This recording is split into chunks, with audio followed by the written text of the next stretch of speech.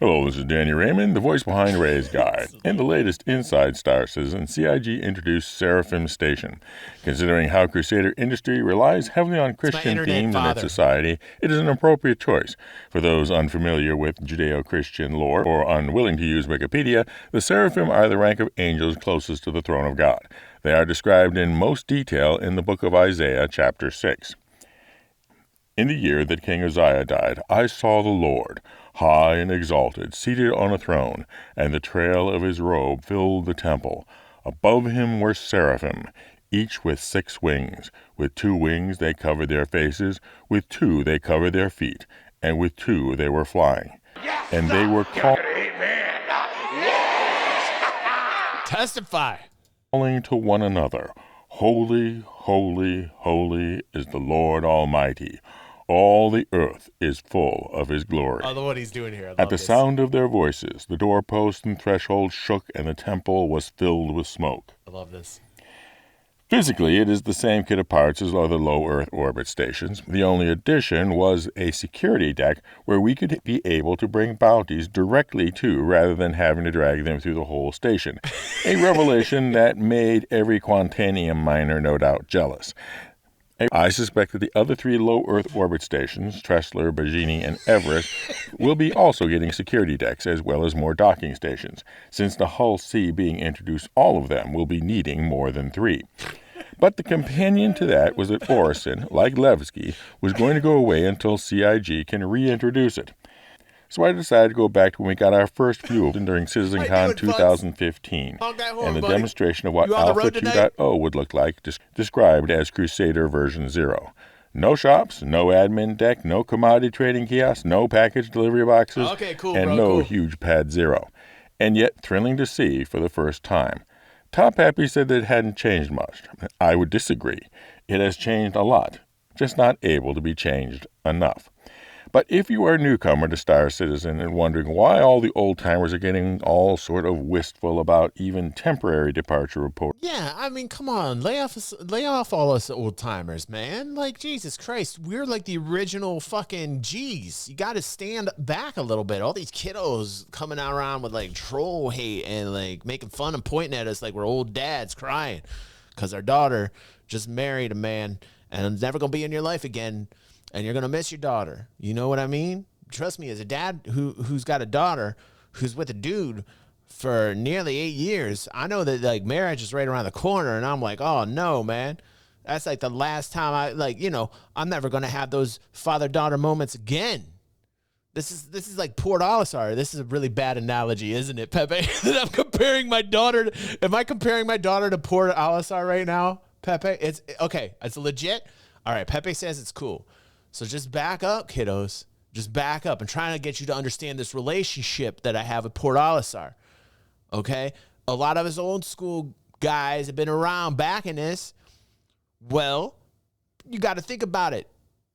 You know, this was our first experience. You know, like this is like birthing a child into the world. Port Olisar was my baby.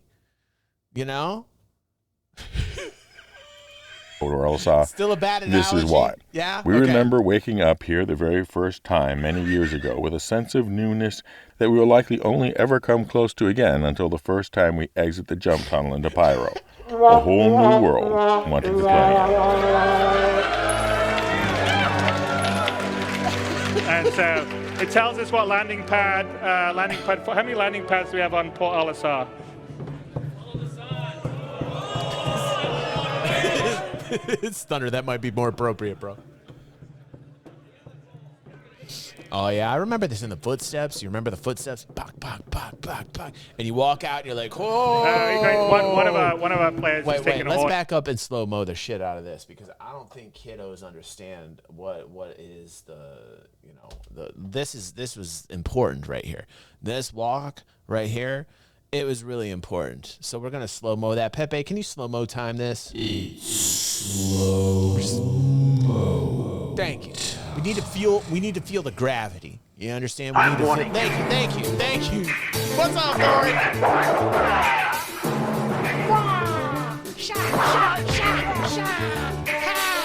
Next time it's gonna be glass.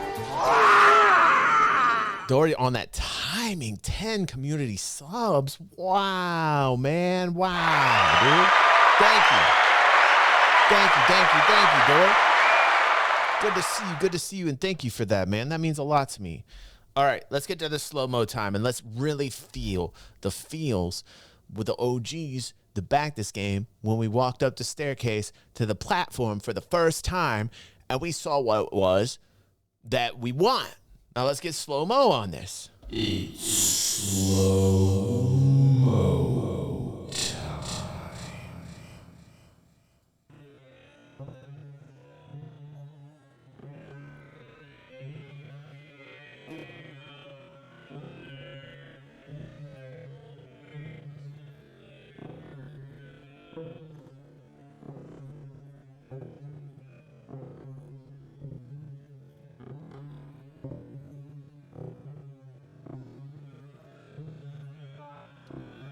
Extreme Batch. One of players taking a hornet. So we're taking a hornet and the other three are gonna be on it. Thank you, right? It was an experience. I was trying to simulate the experience, the audience. You understand what I was doing, Pepe? You see that? That was perfect. Thank you, everybody. Thank you.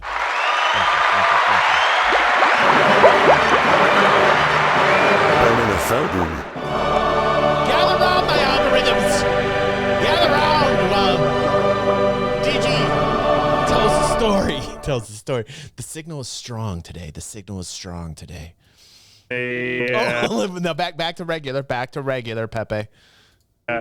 So I guess this was on landing pad 2, and then the other guys are on 4, which you can see over here. And if we look over here, we can see the guys walking out on the landing pad over there. You get off that right now. You picked it up from the road, didn't you, Pappy Futz? said that he wants in a future date to talk about what to do with Port Olisar. And then in the future, we'll talk about what we're going to do with Port Olisar. But on the other hand, I am going to talk today about what to do with Port Olisar, because I think that there is an urgent need for the old gal, something that it is uniquely suited for, and for which the deficiency of it, as a full-charge space station, are in fact benefits. And furthermore, something can act as an enabler of two of the most eagerly awaited additions to the game.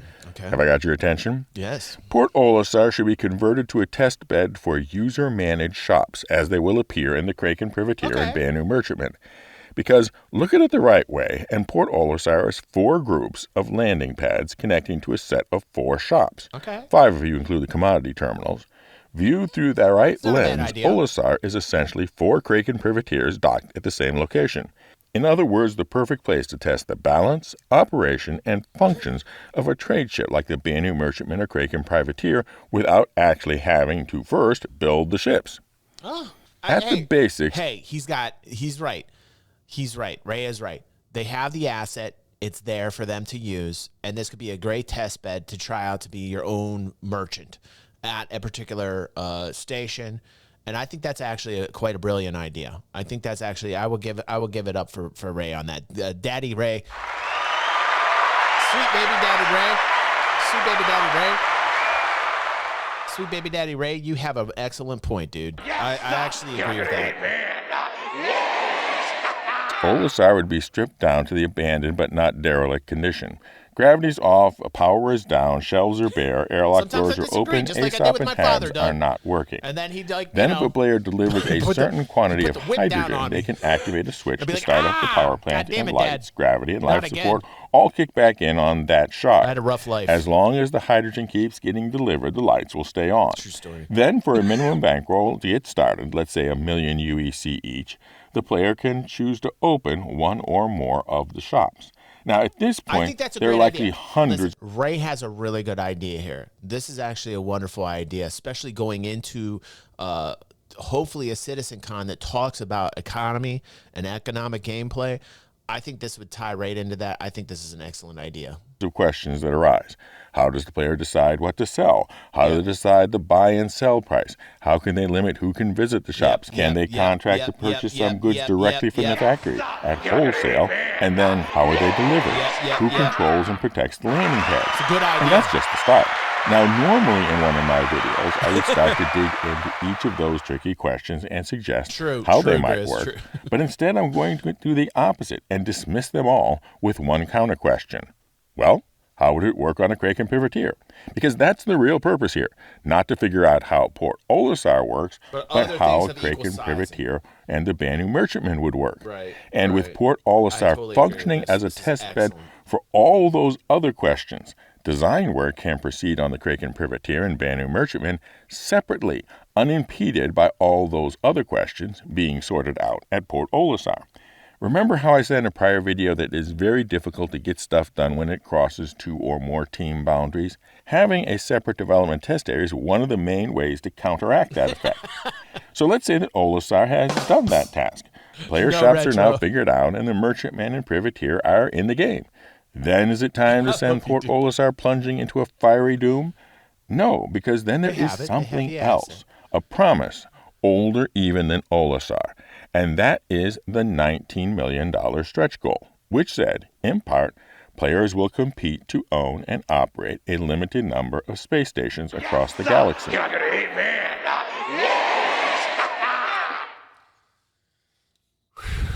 This one I'm like 110% in the court of Big Daddy Ray. Sweet Big Daddy barbecue sauce Ray right here. I'm telling you something right now. This is a really good idea. I love this, man. This is a banana fountain type idea right now.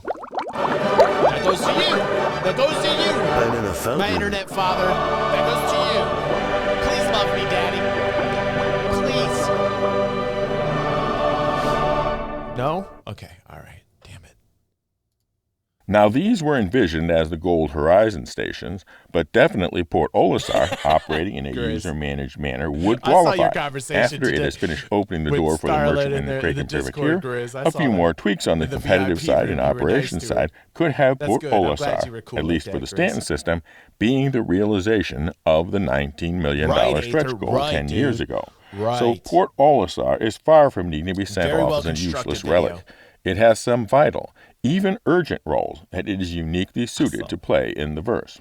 Now for an update on our giveaways, first we have the 10,000, now 12,000 subscribers. Okay, our giveaway, no offense, internet father Ray, but our giveaway that we're going to announce on Saturday, and I don't know when this highlight's going to drop, it is very, very, very amazing. Can we put a 1 in chat if you think that this giveaway coming up by St. Grizz is amazing? Yes, sir! You're not going to hate me! We'll put a 1.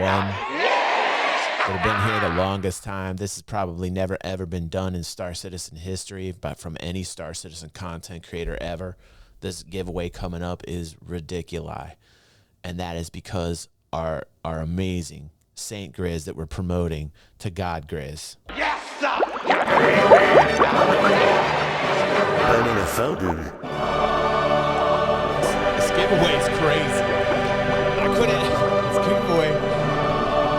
This giveaway we're gonna have from Grizz is so crazy. I had to like stop myself from streaming live just because I had to like comprehend it. The giveaway that we're going to have coming up, it was so amazing. I had to actually stop I had to AFK from my stream and let my band play over it. By the way, Felix, can we get a name in for Felix? Yes, pretty good. Take a bow, Felix. You were good tonight, dude. I hope to see you at the end, at the credits, man. Listen, this giveaway blew me away. I had to actually like take a breath and just be like, is this actually happening? This is not over-exaggeration. Everybody in the chat understands that this is actually quite amazing what's going to happen here very soon. The signal is strong here on the channel. You are the algorithms. This is the signal. DG360, and we just get stronger and stronger every day. We get stronger every day.